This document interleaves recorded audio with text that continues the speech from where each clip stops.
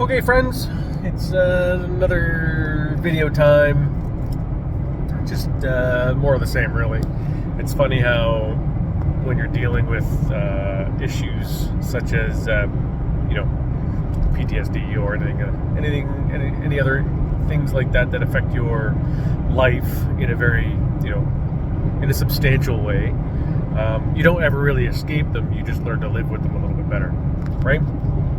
So I have actively been working on trying to improve my life, to get myself to a point where the PTSD affects me less and less. It's not always easy. I was in Halifax recently, visiting a friend. He had a family emergency, and I was distraught for them, knowing what it's like to be in emergent situations with family and the grief that can go along with it. So I wanted to be there for them, him and his wife. So as I'm carrying along and I'm there and I'm doing the things that I need to do, it's easy when you're back into do everything for everyone mode. I'm not kidding. I know that I have a hero complex. It's the way that it is. It's kind of what I do. I know what pain is, I guess, and I don't ever want to see anybody else in pain. I think is part of it. Like I know that life is a struggle for everybody, and we learn from our struggles, and it makes us stronger. It doesn't mean that you like to see your best friend, struggling, kind of deal, right? So, and it's not just best friends. It's anybody. I don't like to see anybody struggle. I just can't give as much time to everybody. I'm still trying to give myself some time. Once I figure myself out and I do a little bit better, maybe I can slowly start branching out to who I'm working with or helping or giving time. I think giving time with is probably, or giving time to is probably a better way to put that. Anyway, I do have a little bit of an update. It's kind of nice. It's a struggle with all this travel that I'm trying to do and the things that I'm working on to give myself the ability to travel. It's difficult at times, right? Being in the same house that Michelle had her aneurysm in, and sleeping in the same bed kind of deal. It's just all very heavy things, and it's been a while. Part of the escapes to other countries and part of my driving and escaping to other parts of the province and exploring has been really, and I know that it's been to escape the house, the cottage. So I just actually signed I put a deposit on an apartment in Halifax. So it looks like I'll be sharing my time between places now, which will enable me to actually start healing from some of the location-driven grief and PTSD that I have. PTSD isn't just from work anymore. It's also me and a couple of the kids have PTSD from the experience of Michelle basically passing away in our house, but it wasn't really passing away. Obviously, it was an aneurysm, and they are recoverable. They just aren't always. So it'll be really nice. And in her case, it wasn't the time to get her to the hospital because of ambulances and whatnot. And before anybody starts bitching about Nova Scotia health, you can stop, because I don't want to hear it. I think that our healthcare system did absolutely everything that they could, and I don't blame anybody.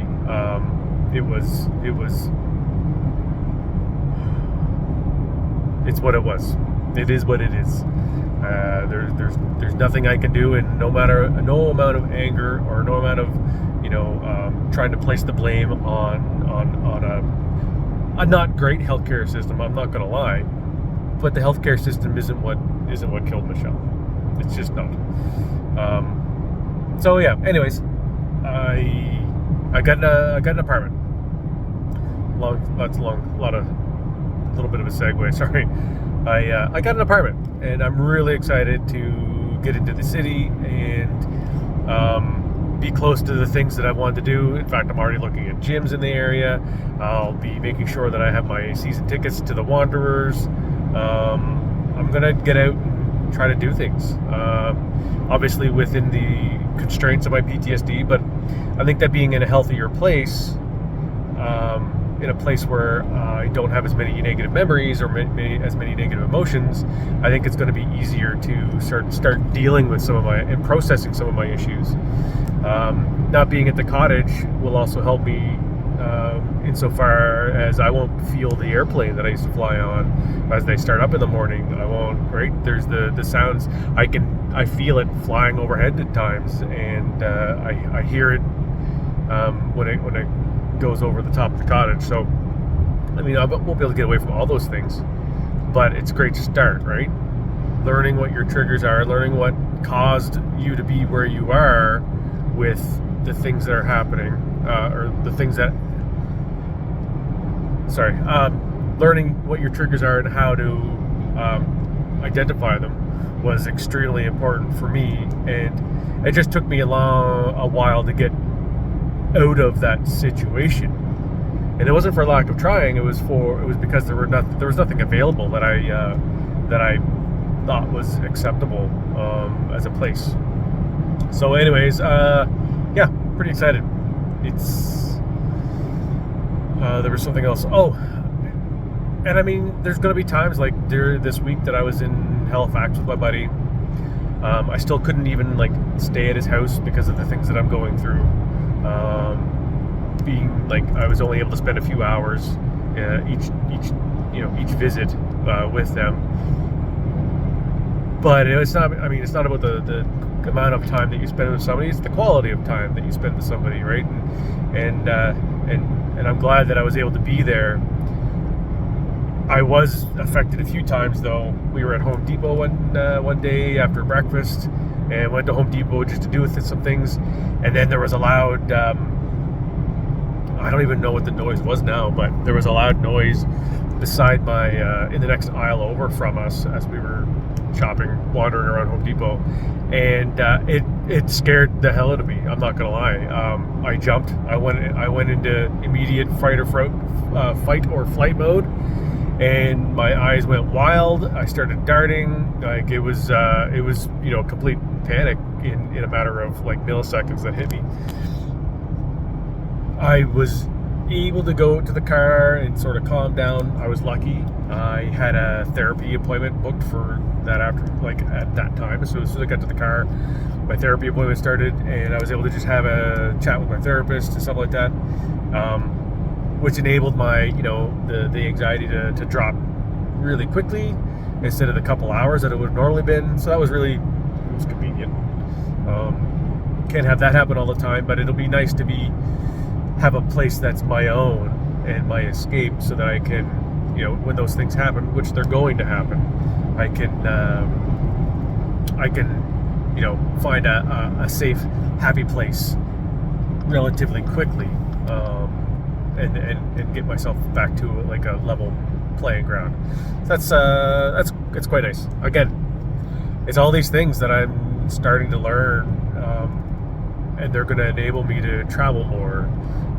As I learn to cope better, as I heal more, they're going to enable the traveling to start up again. And I mean, I just got a new car, obviously, right? I think I said that in the video. Anyways, I got a new car.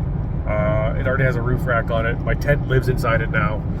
I'll have all of my camp gear living inside it, and living in the car in the roof rack, so that as life happens and I'm like, you know what, I want to do this, or I'm driving around, I'm visiting somebody, I'm like, you know what, I'm gonna go camping, I'm gonna go here, and I'll be able to.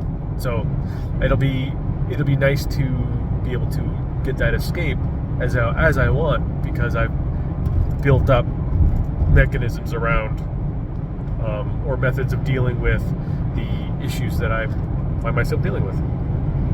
It's what it is. There's no, I mean, there's a fix for it. There's a bunch of fixes for it. I've had a few friends that reached out, oh, have you thought about this retreat? Or, excuse me, have you thought about, going here for this kind of help? Or have you thought about, psychedelics? There's microdosing on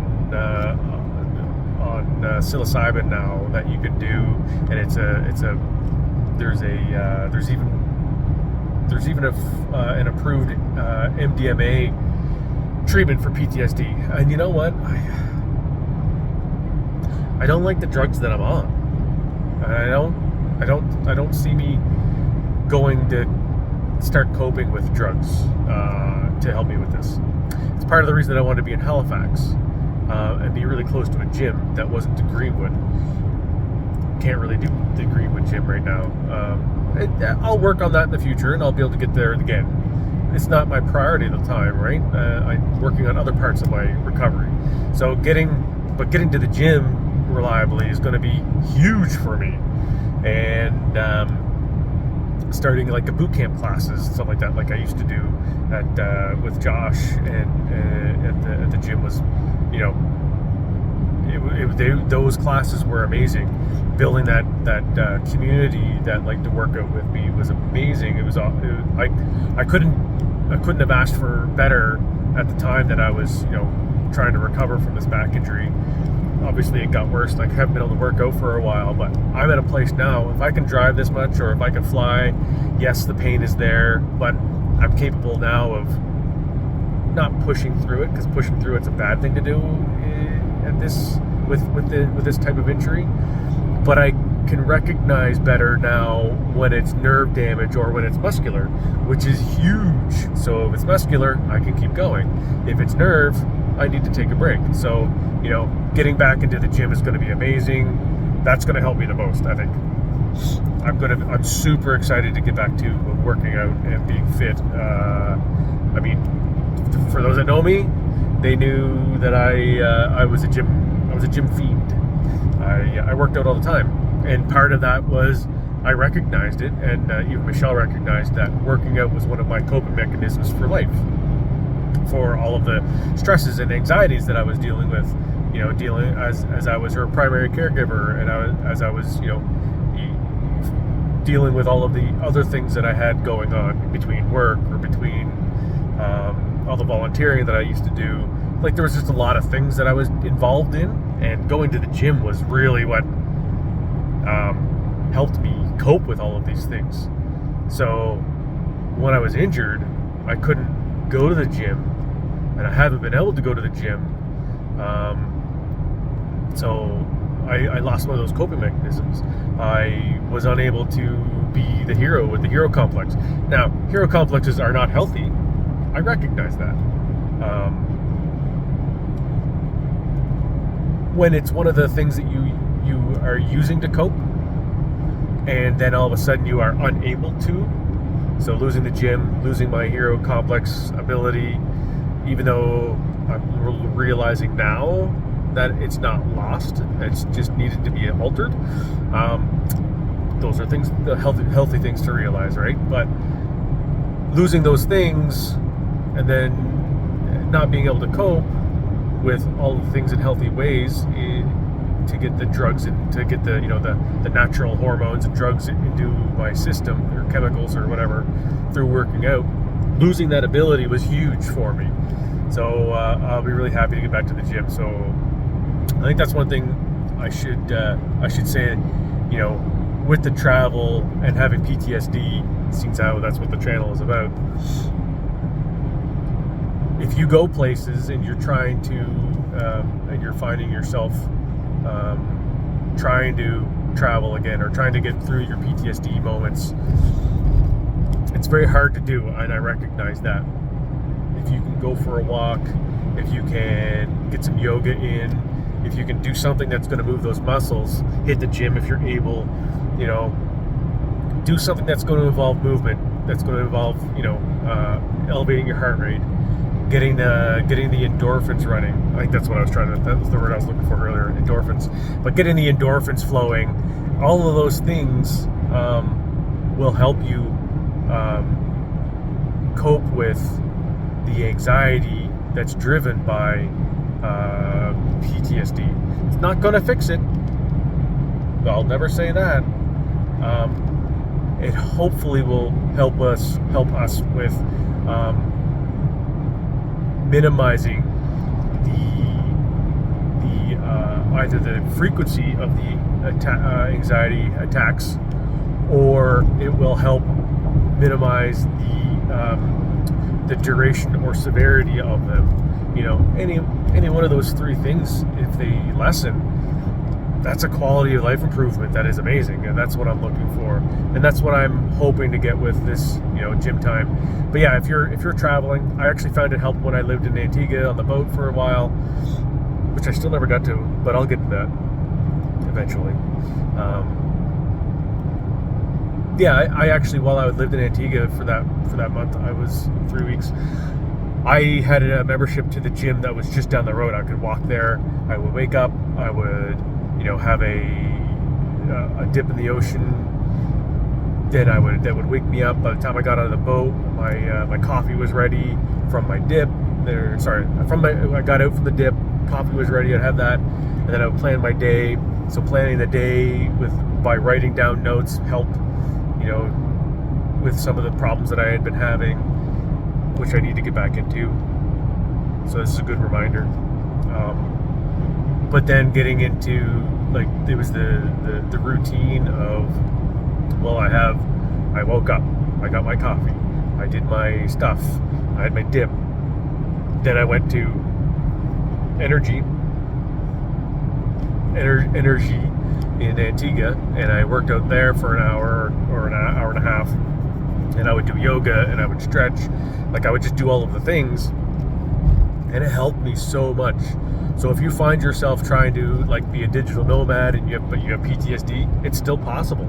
Find a gym. If you can't find a gym, find a yoga class. Find something that will give you community, and will not just community, but will actually cause the elevated heart rate, cause the workout, cause the breathing to increase, and then the blood to flow, the endorphins to pump. So get those things into you. There are positive, less medicated ways to help us cope with our PTSD issues and symptoms. That's what I'm going to work on. I know I say I'm working on a lot of things, and I mean I am working on a lot of things. I know that when we're in this situation, it's very hard to not get the results right away. Right? You're tired of being broken. You're tired of not being able to do things. Tired of not being able to go in society because every time you do, there's a noise and you cry, or you run away in fear or something like that, or you get anger. If your PTSD is anger, it's exhausting being angry all the time. If that's your response, right? In fight or flight, mine is flight. It's not that I can't fight. It's that I don't want to. I've grown up being afraid of how strong I was all my life, and knowing that I can do damage if I got upset enough. People call me Steve Smash for a reason. It's not because I break things out of anger. It's because things break just from me doing natural everyday things. I don't even know. For instance, I'll be working on something as simple as trying to put the blinds down on the window, and the vertical blinds, and then the blinds of the window. And then one day they were stuck, or they were jammed inside, so I gave a little extra oomph to try to unstick it, and I ripped the whole thing out of the wall. I just sometimes, Steve Smash. It's just the way it is. So I don't. My fight or flight response is flight, because I don't even know what would happen if I was cornered. I wouldn't want to be cornered, and where the flight wasn't possible. I think it's terrifying to me. because if I ever got to that situation, I know I wouldn't be able to control it, right? So it's just one of those things. Anyways, it's kind of the whole reason why they have fight or flight. But anyway, sorry. I was saying that, if your response is fight and you get angry all the time, these things should also help you, right? It's not one size fits all, though. It's the onus isn't on society to work around your barriers, right? They're barriers and they're yours, right? So it's on us to work on them. It's on us to sort them out. Hopefully you're with people and you have community that understands what your barriers are, and then helps you with them, or can at least understand when you're going through one of your moments. But it's all on us, right? These are our issues. Yes, we may have help, like I have help from Veterans Affairs to help with mine, with my issues. But even if you don't have help in that manner, you still need to help yourself and find out what they are and find out how to help mitigate those things. So hopefully these ideas will help you. Gym time. So I think the word of the day is going to be, I'll sign off. I'm just rambling now. I realize that. The word of the day today is endorphins. Because they're flowing in my blood right now, just from the excitement, right? Just from the excitement of my future prospects. I haven't even hit the gym yet, and I was excited. Like I feel great. I feel like $1 million. I don't even know. Like, I can't tell you how good it feels to be moving forward. Yes, I have bad days. There's lots of them. But bad days are okay. Hopefully your bad days turn into good days. Hopefully your bad days doesn't end as a bad day and you're able to turn it around by the end. But it's not no but. Hopefully you're able to turn it around in the end, and it's the way that you cope. Hopefully it's getting natural healthy endorphins flowing, and that is what you use to cope with what life is throwing at you. That's what I'm going to use. I keep working towards it. I keep trying towards it.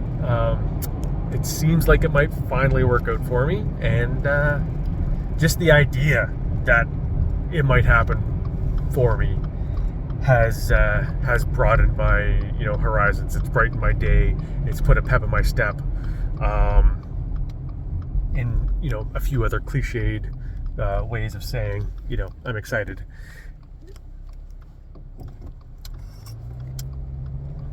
So yeah, I'm off the highway now, as you can tell. So I'm gonna sign off. But yeah, get out, go for a walk, get some yoga in, get some vitamin D from the sun, and get those endorphins pumping. That's what's going to help you. And that's not just for PTSD, that's for everybody. Go get some endorphins somehow, in a safe, healthy manner, and you'll see your life improve. Okay, that's it. That's me. Veteran with PTSD travels. Let's work on towards traveling. Have a great day. I love you all. Bye.